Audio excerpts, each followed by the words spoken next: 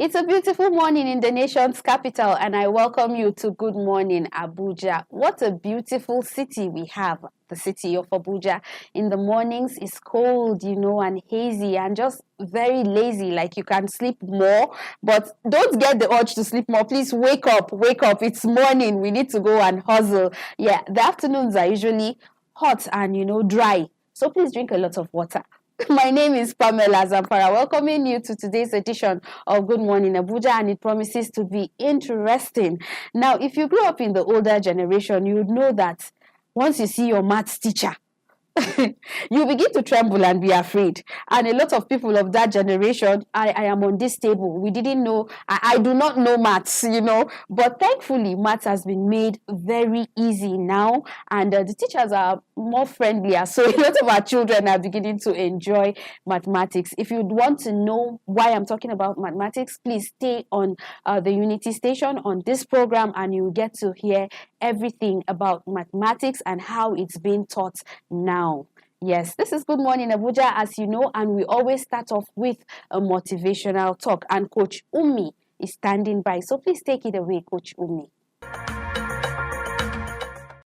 Marriage can be a beautiful thing, and sometimes it can be hell on earth. Now, why I need to share this is because people think that when you tell people that sometimes it doesn't work, you're advocating divorce. No, I'm not. But sometimes marriages don't work. Not because one person is bad, not necessarily, and sometimes one person is really bad, to be honest. But sometimes two good people may not make a good marriage because they don't fit. So sometimes marriages don't work, and it's allowed. You're allowed to call it quit and find happiness elsewhere if that's the best thing you can do for yourself. You're supposed to work on it. Go into therapy, go to counseling to make it work. But sometimes, even after all that, it just doesn't work, and it's okay. Divorce is not the end of the world. It can be traumatic, it can be painful, and people will get hurt, yeah. But people do find happiness after divorce. Sometimes the first marriage didn't work, and the second could work, the third could work, or even the fourth. Again, I'm not saying they were kind all over the place. That's not what I'm saying, no. All I'm saying is that sometimes you can find love after divorce. Sometimes you can find happiness after divorce. Divorce is not the end of the world. No, it's not. Sometimes it's the beginning of something beautiful. But what's most important? Make your marriage work. Do the best you can. Put in every effort you can to make it work. And when it doesn't, it's okay. You can move on. Welcome back from that motivation for today. I hope you were motivated enough. Coach Umi does a lot of work, a lot of good work at motivating people to go and achieve set goals. And she just did that this morning. Now it's time for exercise. Yes, let's go get some exercise.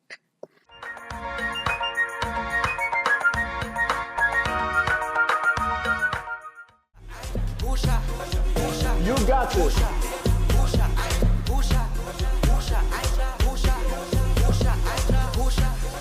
Easy. Shoulder. Elbow. I say, can you feel it? Can you feel it? Yeah. Pablo, 7M. Let's go.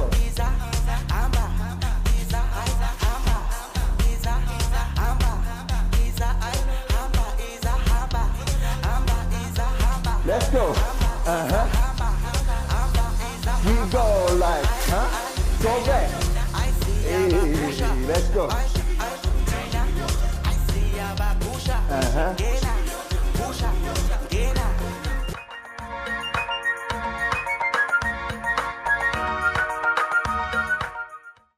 Welcome back from that exercise segment. Yes, this is now the time where we go on a short break. When we come back, all our conversations for the day begin. So please go nowhere. Stay with us.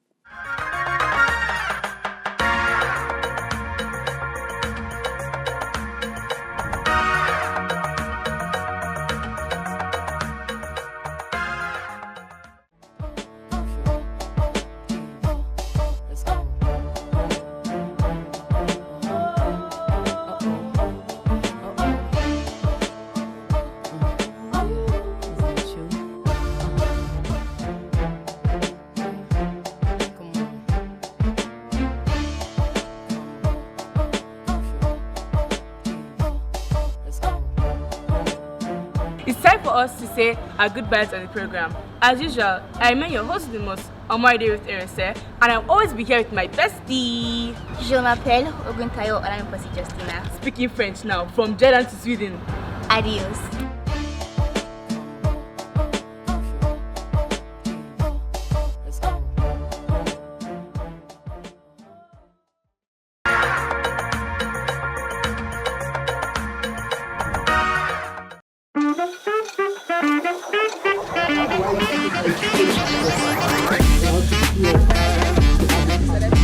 You're welcome to another wonderful episode of the number one program for women by the women daily life.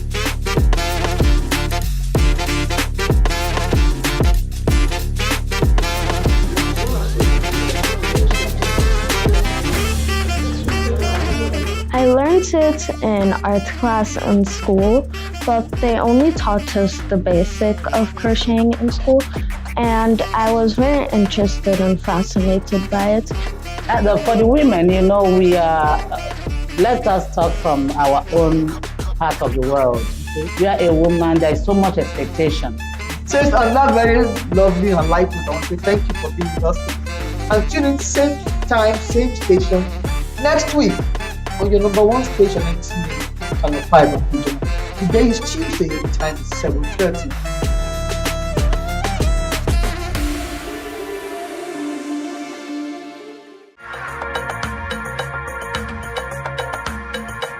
Welcome back from that break. It's still Good Morning Abuja, showing on NTA Channel 5, the Unity station. And before we went on that break, I'd actually said that you get to meet my guests after the break. And so, my guests are in the studio. And without wasting much time, there are some of us that remember, some people are not on that table, that remember mathematics with great euphoria and joy.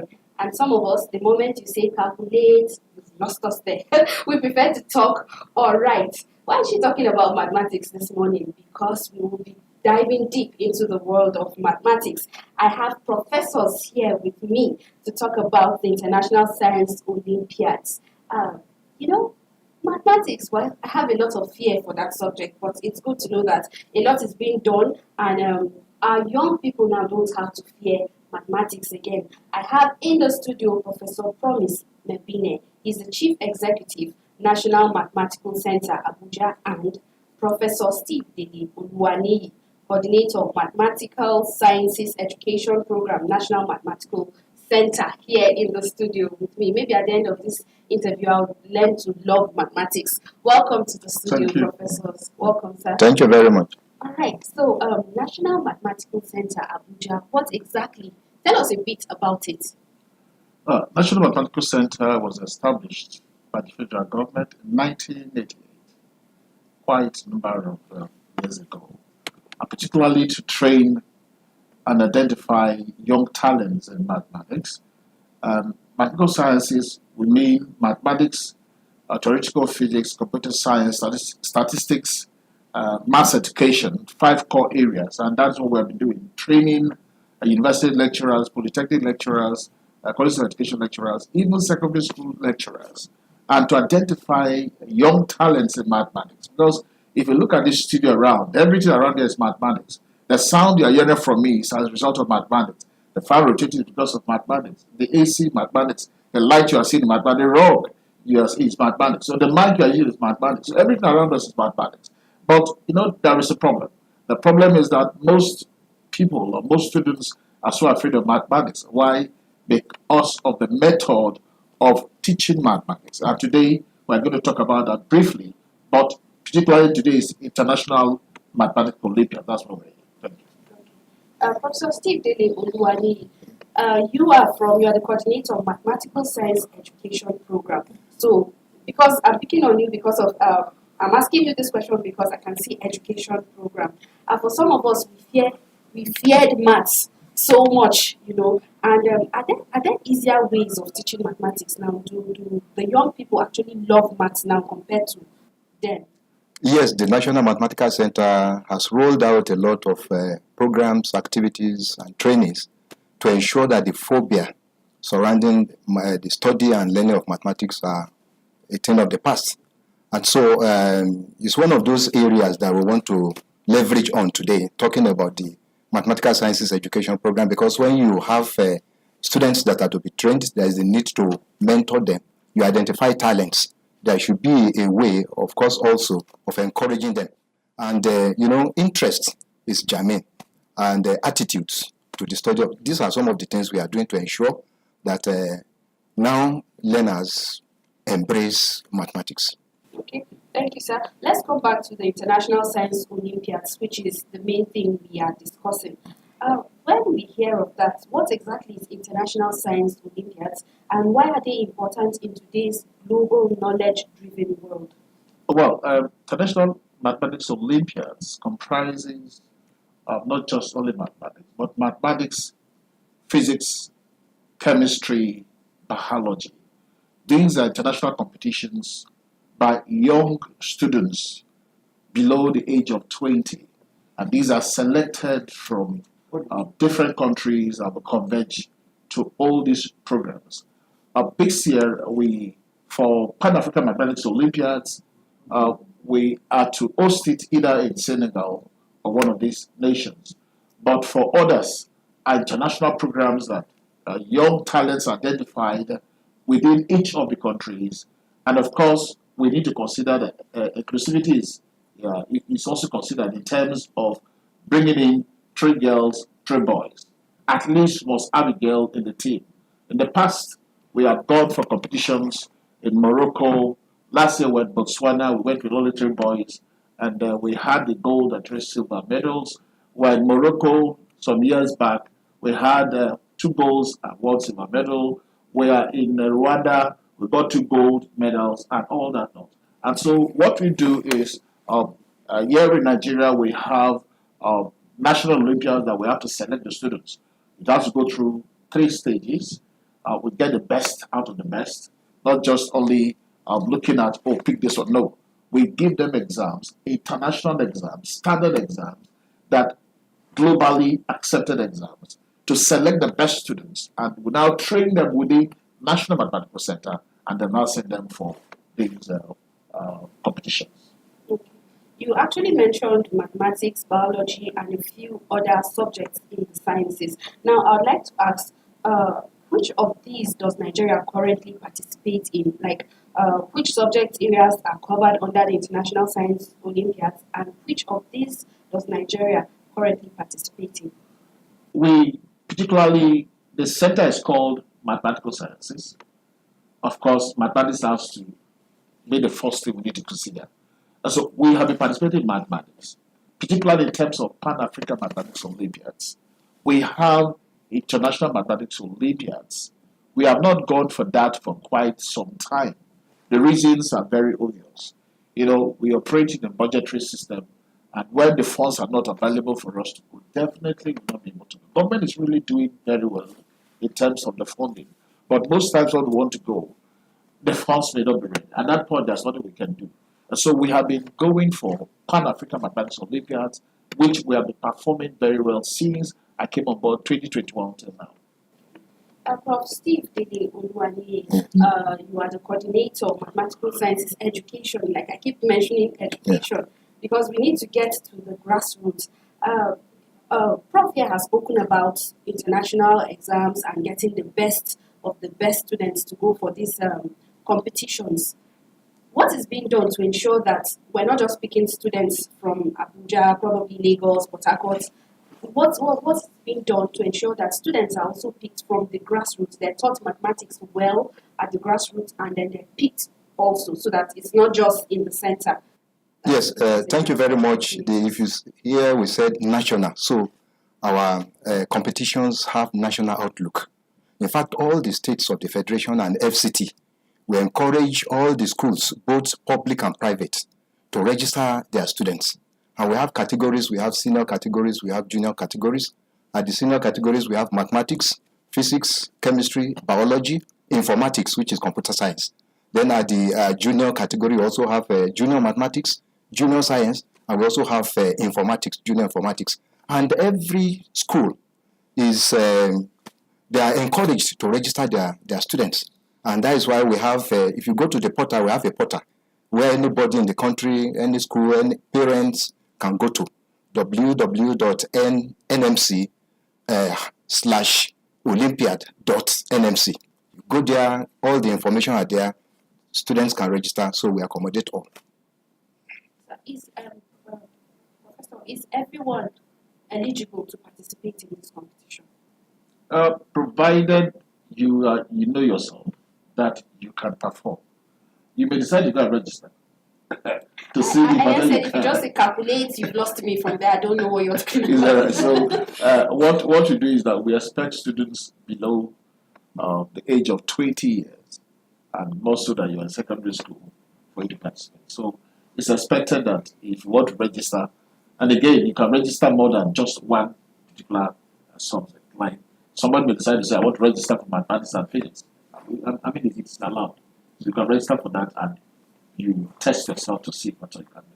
So after I have registered, is there a way that talented students are identified after registering and prepared across the country for this highly competitive international context? Definitely, yes. Whoever that registers, you'll be called to write the first exams. We write the first exams, you have to pick the best out of the best. Then we have to give them second exams. Again, we eliminate again until the best. That's what we do. Okay. Yeah. Keep looking for the best among the best. Yeah, among the best. Okay, all right. What are the academic and personal benefits for students who participate in international Olympiads, even if they do not win medals? Because we spoke about medals earlier on. So what happens if they do not win? Whether the test questions are questions that ordinarily, I repeat, ordinarily, teachers may not be able to solve. Definitely, if you see the questions. The questions being given to students. Yes. Ordinarily, some teachers may not be able to solve. I studied mathematics, first degree, master's, PhD. Some questions, lecturers in the lower level may not be able to solve. Those are the kind of problems these students are solving. And once you embark on that, you have this flair of, I want to know more. So whether they win or not, already they have established themselves to be at the top. Could you highlight some success stories of Nigerian students who have benefited from participation in international Olympiads? Oh, very many. As we speak, we have one Henry that is in, what is the name of that school? NTIC. NTIC. That boy won a medal in International Mathematics Olympiads. Today, NTIC is holding it very tight. We have very many others that are international, many others that are in other countries. They are doing very well. In fact, they have opportunity to study abroad and do very many other things, those that did these exams. Professor David Ulwani, Yeah. I heard Prof say some of the questions that these students solve, even the normal, basic teachers cannot solve them. What kind of, my mind keeps going back to it, what kind of preparation, how do you prepare these students to stand out like this and be able to solve such questions?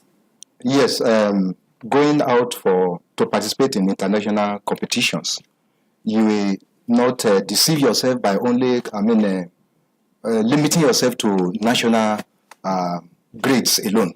So we don't leverage only on the national curriculum. We have other aspects where the international organizers focus attention on. If I take the example of mathematics, there are 4 major areas. We have combinatorics, we have number theory, we have geometry, we have algebra. So we ensure that learners or students are coached in these areas. And the training is very germane. That is why when the best are selected, we camp them at the National Mathematical Center for not less than 3 months, and we train them. And by the time they come out, wow, they go out to do Nigeria proud. The children, the students have to Yeah. go through. Now, beyond individual students, we've spoken about individual students. Beyond that, what benefits does the International Olympiads offer teachers, schools, and the wider educational system in Nigeria? Yes, if you look at the current leadership of the Federal Ministry of Education, we have emphasis on STEM. STEM, STEAM. STEAM is science, technology, engineering, arts, and mathematics. From there, we have STEM, science, technology, engineering, mathematics, and medical is also added to it. Medical sciences. Medical science is added to it. You see that there is a country that wants to develop, technologically and scientifically, must put premium in the mathematical sciences. That is why, even at the national level, there is that gain. The teachers themselves, they are challenged, they are encouraged. The parents are happy that their children are doing best, learning mathematics, what will impact them positively and the society at large. So, a lot of achievements, a lot of opportunities, scholarships, most of them getting scholarships here and there. Some of them will even choose. They have about 2 or 3 days.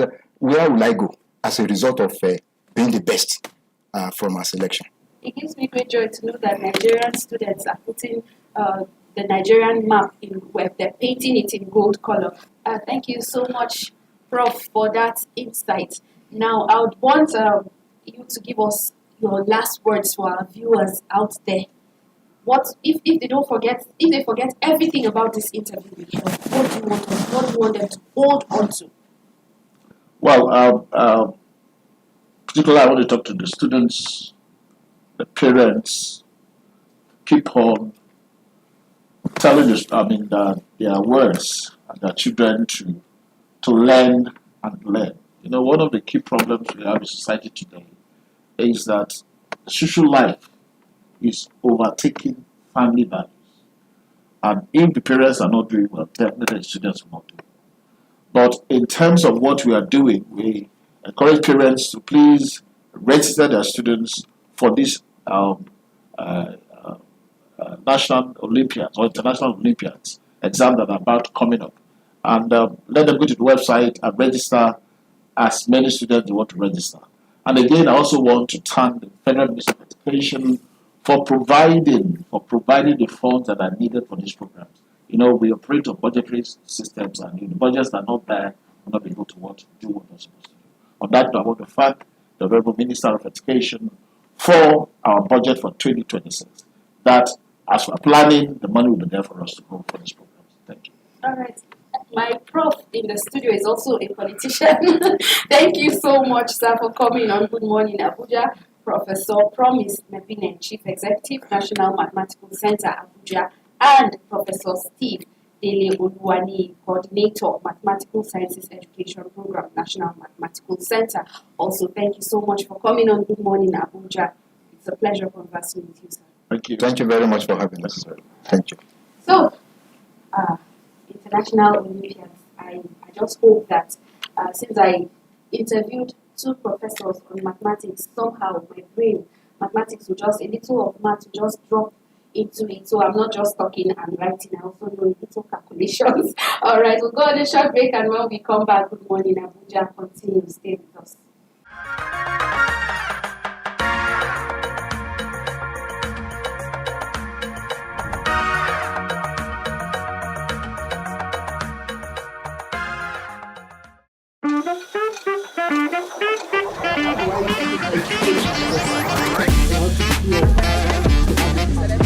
You're welcome to another wonderful episode of the #1 program for women by the women daily life.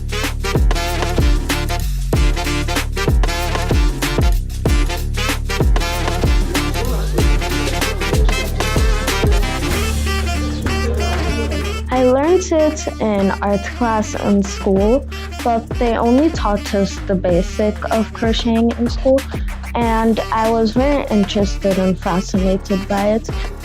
For the women, we are, let us talk from our own part of the world.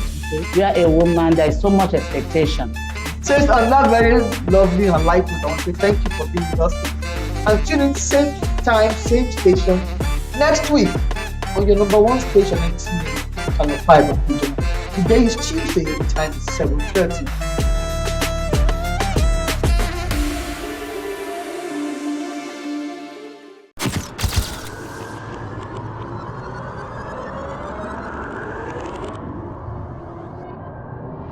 Good evening. Glad to have you join us. Thanks for joining us on Weekly News Wrap. Thank you very much for having me. And it is on that note we welcome you to today's edition of the program. We celebrate creativity, lasting impressions. There's no book stating that this is the role for men.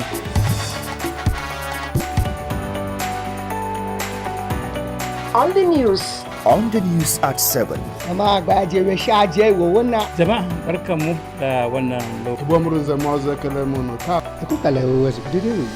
Unity Station, NTA Channel 5, Abuja. Would say have a lovely day.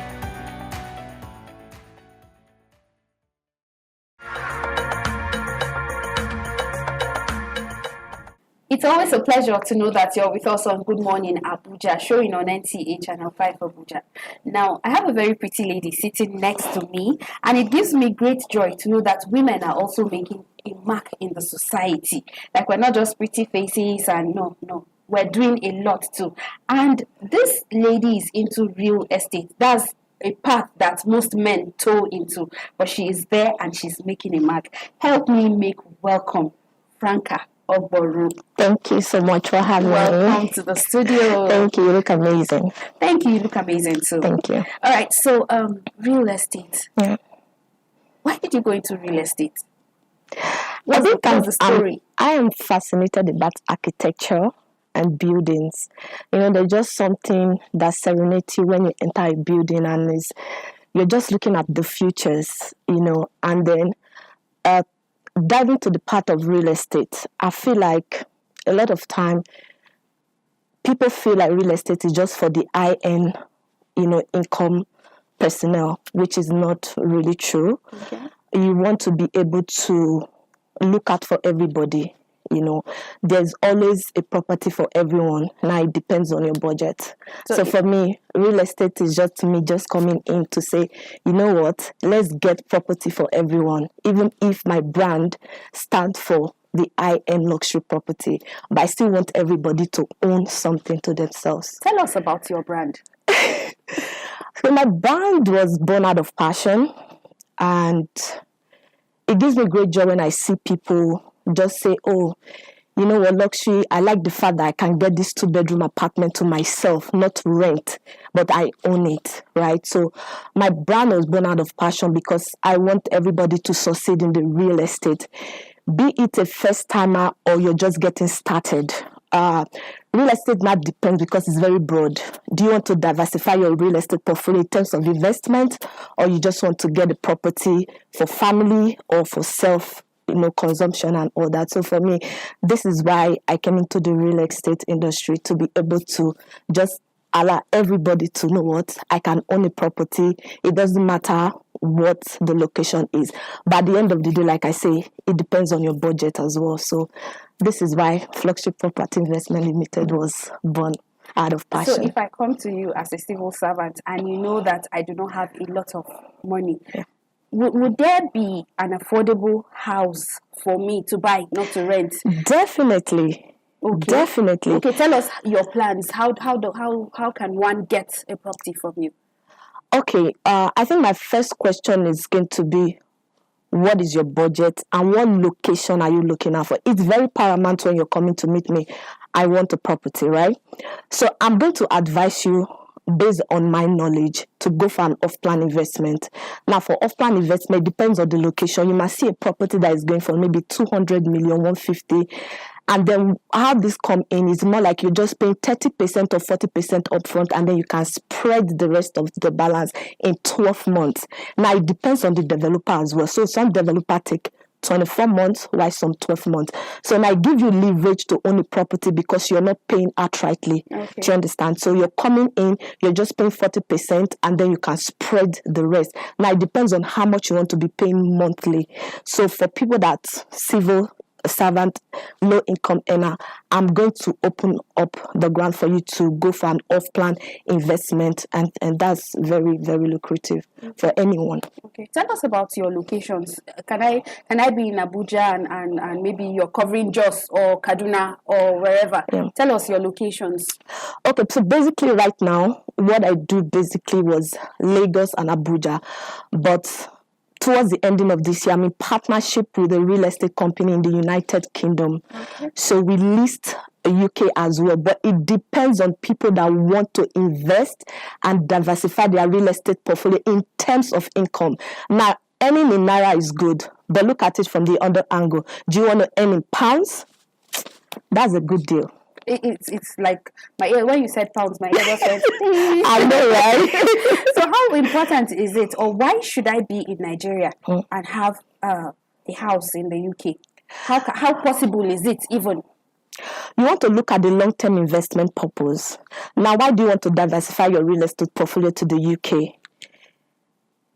Is the income. Apart from the income, you want to look at the secondary sale as well. So let's say you buy this out outrightly. Now, it's listed for monthly income, and then you're looking at 10 years from now, you want to resell. It's a good deal because real estate doesn't depreciate. It appreciates over the years. And this is very, very paramount that you get this property in a good location, because that is the only time you're going to get your return on investment on any property you're buying. So that's you're basically talking about your brand. All of this is made possible through your brand. Yes. Tell us what your brand stands for, actually. It stands for integrity, it stands for purpose, and it stands for partnership as well. Because over time, I feel like a lot of time people just want to be in the enclosed and not be open to investment. What my brand does is bring opportunity to clients. You don't necessarily have to have the knowledge, but when you sit with me, I will open your mind up to what investment in real estate is all about. It's not about just buying property. It's about you earning, and it's about you securing this property for the future because of the location. So basically, this is what my brand stands for. Thank you so much for telling us all what you have said on our journey to owning a home. We'll take a pause now and go for a short break. When we come back, Good Morning Abuja continues, and my beautiful guest will still be in the studio.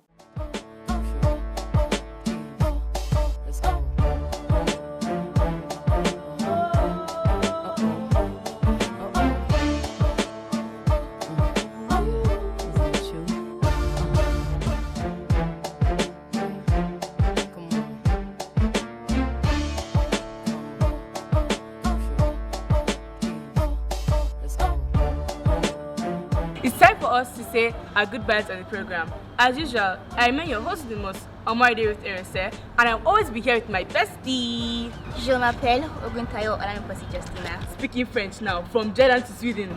Adios.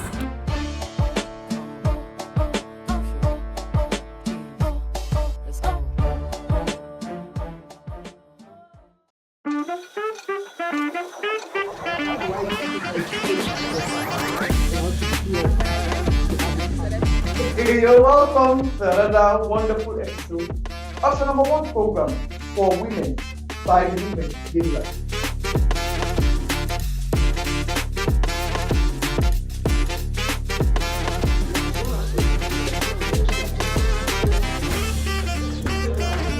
I learned it in art class in school, but they only taught us the basic of crocheting in school, and I was very interested and fascinated by it. For the women, we are, let us talk from our own part of the world. Okay? You are a woman, there is so much expectation. So it's another very lovely and enlightening. I want to say thank you for being with us. And tune in same time, same station next week on your #1 station, Channel 5 of Abuja. Today is Tuesday, the time is 7:30.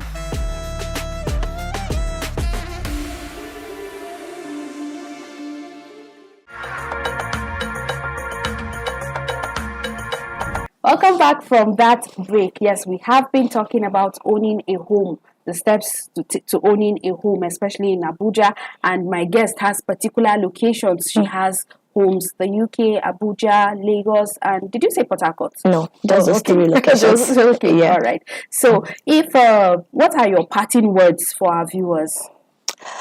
So for me, I think open up to real estate investment. Not just for the now, but for the future. Real estate, like I say, is the new oil money. A lot of people don't know. Tap into the unseen. in the real estate industry. Own a home, own investment, because trust me, a lot of people bounce back with real estate, especially when they are financially constrained.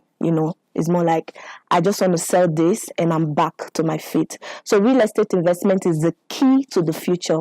So open your mind up, go for that investment. You will never regret it. It's real estate. Thank you so much, Franca Ogboru, for coming. Thank you for Good Morning Abuja this morning. Thank you. All right. It's been a pleasure discussing with my guest about real estate. She says it helps people bounce back. So why don't you invest in real estate? We'll go on a short break. When we come back, Good Morning Abuja continues.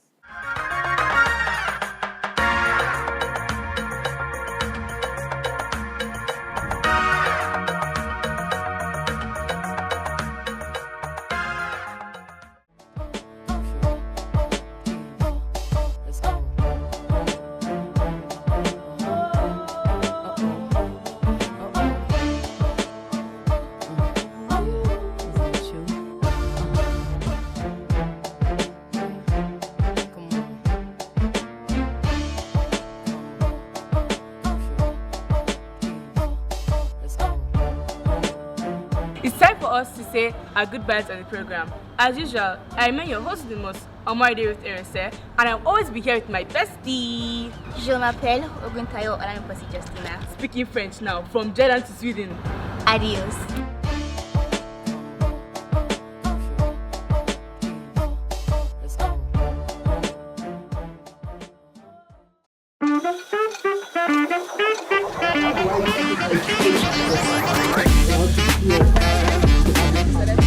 You're welcome to another wonderful episode of the #1 program for women by the women daily life.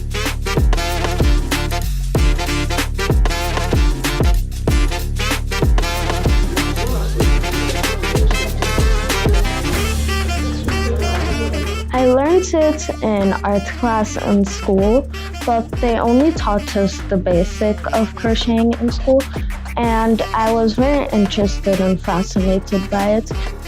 For the women, we are, let us talk from our own part of the world. We are a woman, there is so much expectation.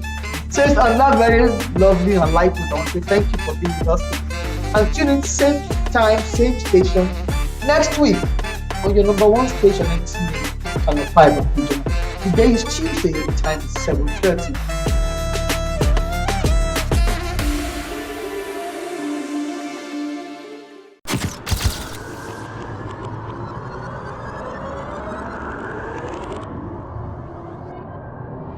Good evening. Glad to have you join us. Thanks for joining us on Weekly News Wrap. Thank you very much for having me. And it is on that note we welcome you to today's edition of the program. I will celebrate creativity, lasting impressions. There's no book stating that this is the role for men.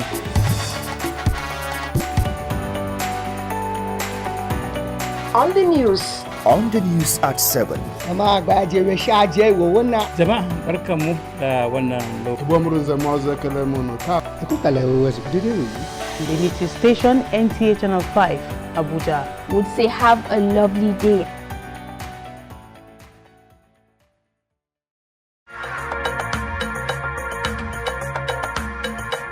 Welcome back from that break, and what a time we've been having on Good Morning Abuja, from one conversation, from one impactful and important conversation to another. And here is another conversation that I know you want to listen to. Let me go ahead and introduce you to my guest for this segment. My guest is Martins Uja, who is a communication strategist. My guest loves to write about the future of work and the impact of artificial intelligence on people and the economy and responsible innovation.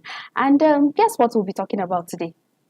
Yes, on what he loves to write about, the impact of AI and the economy, the impact of AI on people and the economy. Help me make welcome my guest. Welcome, Martin. Such a pleasure. Thank you so much, Pamela. Such a pleasure. So from your point, from your view as a communication strategist, how should we be talking about AI today? Opportunity, threat, or is it both ways? Yeah, it's a very wide spectrum, of value And fortunately, AI has been adopted as part of our lives. In the last 2-3 years, when you talk about it, people cringe, people don't know what to feel, fear, excitement. And these days, people have come to rely on it so much, and we've accepted it as a part of our lives. But what we're not doing, which is the reason why I have taken interest to have these conversations, around my sphere of influence and now a better, bigger platform like this, is that AI cannot bring out the most value if we don't tap into it at institutional levels, right? And what I mean by that is that the most prominent institution that can adopt AI and help it to spread and bring the most value is our educational system. We need to talk about it in schools. And if you x-ray the curriculum of schools in Nigeria, especially public schools, you comb through it for now and you don't see this conversation happening. And what that does is that it makes the average Nigerian be in a place where he's struggling to catch up with the world. So there are 5 levels in the AI value chain. There is the infrastructure, which is the base for data centers where processing happens. There's the GPUs, and Nigeria is not on this table as we speak. Then we talk about the models, we'll talk about energy, application, and ecosystems. At the top layer, which is ecosystems, that's where we discuss policies and regulations. And Nigeria is jumping forward into regulating an atmosphere where you have no infrastructure. All right, so it's a wide spectrum. There are massive opportunities in finance and healthcare. It's already been adopted in Nigeria, especially in the area of application. But in the major players on the global scheme of things, Nigeria is not there yet. So that's why these conversations are important. There are massive opportunities and there are very, very, many threats. I don't know if we're going to talk about them further in these conversations, but part of the threats, I can give a simple example. In schools today, people don't write exams without tapping into their phones to see. Most people there are AI solutions where you can just take a screenshot of a question and it gives you a very clean breakdown with the answer, your rough work and everything. And then it reminds me of those days, if you needed to do research work, you would go to the library, books, you open this, that, and then Google came. It was like, oh, what a relief. Absolutely, 2008. People were like, oh, okay, just go to Google. Just ask Google. You would hear such conversations. And now we're talking about AI. Absolutely. And in your response, I heard you talk about some people, it creates excitement and some people fear. Excitement, fear. And then you also spoke about AI not being addressed in schools. What should be done so that children, or let's not say primary school children, but even though I know they can also be included, let's even go to secondary, tertiary. How can AI be introduced to our schools so that we're not just playing games or we're not just holding gadgets to watch movies? What are we doing with it? I know young people in other climes, they create things using AI. Absolutely. That are being shipped to Nigeria for us to buy. So what can we do? How can we tap into AI properly for the gain of the economy? Solid question. You see, the opportunities and the threats, the excitement and the fear. Why is there fear, for instance? Within the last 2 years, some of the biggest companies globally have retrenched more than 50% of their staff. Not entry level, mid-level staff, because their jobs are able to be done by these AI models. So for instance, AI can do your programming at any level, right? AI can write responses, AI can create. In fact, there's what is called agentic AI, which are AI agents that are created to automate the works that people do. So we shouldn't be afraid. Well, so to be afraid is I don't want to create fear. Maybe that's not the word, but we need to be concerned and we need to try to not play catch up. We need to be proactive. And being proactive means that we need to start looking at these conversations at institutional and infrastructural levels. Because if we're still struggling with, problems here and there in oil and gas and energy supplies, AI is going to consume more energy than any industry. right? So we've not even sorted our energy problems. We've not sorted our computing problems, policy problems. So why should the average person be afraid? Is that the average person in Nigeria has a limited radius of interest. Many people are basically on survival mode, and you need to be in a place where you have a level of curiosity and independence to expand the radius of interest to search. All right, so AI can do most people's jobs, and that's why we need to learn how to master the tools so that we use it and not allow it to use us. All right, so and there are great opportunities. When it begins to do the works that we can do, then we need to step up and do better things. And those better things are things that we can talk about. Being able to create solutions that bring people together more, solving problems of healthcare at rural levels, making research at levels where humans don't have the depth and the patience to. AI can make research easier, and it's cheaper, it's faster, it's more reliable than humans. All right. Okay. So from everything you've said, I see that a lot of people are actually afraid of AI, but you have dispersed that fear. It should be concerned on how we can, work on ourselves so that we are not left behind, so Absolutely. that we are not overwhelmed True. with the things that AI can do. Now, which sectors of the economy stand to benefit the most, from AI, and which are most at risk? Because it's like a two-way thing. Yeah, I mean, that's a very insightful question. Makes me think about the challenges we may have when the sectors that will be affected the most eventually take a hit. But to talk about the sectors that will benefit the most, it's like I said, it's a wide spectrum. Every aspect of the human experience would benefit, right? Would gain from this, because it's basically a solution to the human problem, creating better experiences for people. So in your finances, for instance, when you go into your banking app, I mean, before AI advanced to this level, you could already see "Good morning, Pamela" on your banking app, right? Greeting you in a customized way, knowing exactly who you are. But beyond that now, there are banking systems that can create, use the algorithm to learn your spending habits, and over time start to advise you on areas where you need to start paying attention to, where you're spending. All of that are changes that are coming. So finance will benefit. Healthcare, right? There are diseases that ab initio had no diagnosis, people had no understandings, but these days we're seeing more efficient cancer treatments, HIV, and all kinds of untreatable diseases are now gaining better. We're getting better insight into them. So we talk about finance, talk about healthcare, talk about education. Now we can learn better, right? We can have an understanding of a wide, large, humongous data, put all of these things together and feed them to the model, and it can give you a brief on all of these things. So it's a general human experience improvement. Okay. And what sectors are going to take the most hit?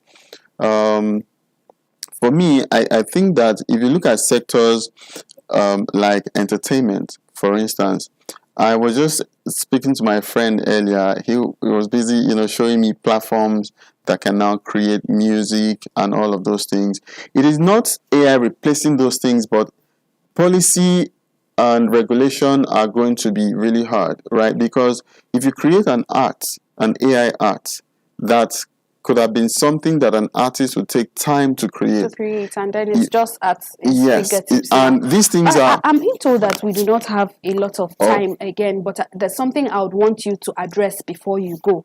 So how should we better prepare for AI so that we don't, so that I don't want to say AI is coming, like it's something, when there was a time where they said the internet is coming, everything 2G 3G is coming, and it came, and we're now talking about AI. It's not coming, it's here. Yes. How should we better prepare, how should we better prepare to handle or use AI so that we are not used and dumped by AI? True. So the people themselves have so much they can do. The people do not have enough. They don't have what it takes to, bring the most value, but institutions through the government, right? We need to invest more. When governments are sending people abroad, we won't leave you to choose the courses to study, but the government can harness a group of people, across their areas of interest, computer science and engineering, and look for the best people, send them to the places where they can get the best knowledge on AI, and then these guys can come back absorbed into our institutions, and then create that ecosystem at school levels to start to teach these things, so that there's a level of awareness that places us above the API, where we are not just users but creators. All right. So I think that's what we can do, and people need to improve their curiosity. Don't just wake up and think of ChatGPT as something you use to resolve arguments and write email letters, but ask questions. Tell them, in Nigeria in the last 6 months, this is what has been happening. What's going to make me a better person to survive in this space? What can I create that can solve these problems? These are the problems. Analyze them and show me solutions. So you're having a deep AI level conversation, and not just a toddler, consumer-oriented conversation. Thank you so much, my guest Martin Uja, for coming this morning on Good Morning Abuja. Thank you for the insightful conversation we just had. Thank you. All right. Such a pleasure. All right. Now you've heard it all. Prepare, so that AI doesn't come and it's here already, so that you are not used by AI, but you know how to navigate these things, and you are above AI, and you are worth keeping, so that AI does not displace us and make us jobless. Now we'll go on a short musical break, just to relax from all this talking and conversation, and when we come back, Good Morning Abuja continues.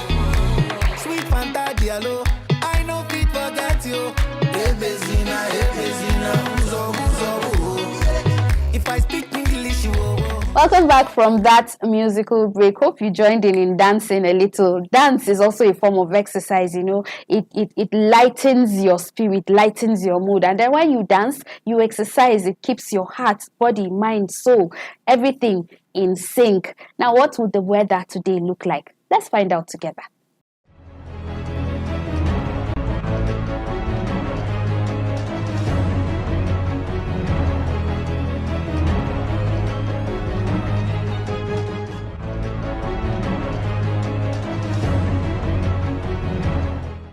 And with that weather report, we come to the end of today's edition of Good Morning Abuja. I'd like to say thank you to you, our esteemed viewer, for watching from the very beginning till the end of this program. And we brought your way people from the Mathematical Center who came to talk to us about Olympiads. We also had someone in the real estate. Do you want to own a house in Abuja? She told us what we need to do and its affordability. We also had a talk on AI. Yes, its impact on people and the economy. What a great lineup we had today. And I pray and hope that as you listened, something interested you and you're going to get up, probably get a house, or do more with AI, or encourage that child next to you to love mathematics, because we all need it. Now, NTA Channel 5 has a lot of interesting programmings for you. So stay with us on the Unity station till the end of the day. I remain Pamela Zamfara, wishing you a very lovely day.